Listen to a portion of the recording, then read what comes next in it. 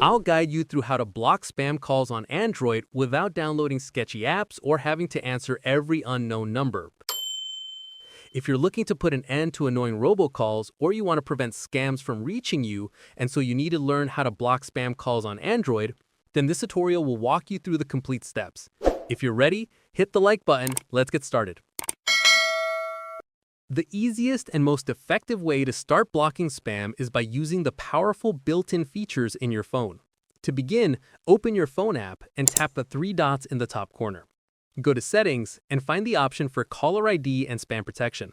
Once you're there, turn the feature on. This allows Google to automatically identify and warn you about incoming calls that are likely to be spam. For even stronger protection, you can choose to filter spam calls so your phone automatically prevents them from ringing. This is a great set-and-forget solution. If you have a persistent spammer who keeps calling, you can also block their number manually. Just go to your Recent Calls tab, find the unwanted number, long press on it, and select the option to block and report spam. This not only blocks the caller, but also helps improve Google's spam detection for everyone else. For those who have a Google Pixel or a phone with the Google Phone app, you have access to an even more advanced tool called Call Screen.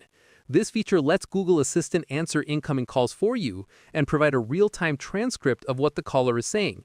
You can then decide whether to answer, hang up, or mark it as spam, all without ever speaking to the caller. For a more advanced call management, check the app in the description below. Now that you've learned how to block spam calls on Android, please consider subscribing to the channel.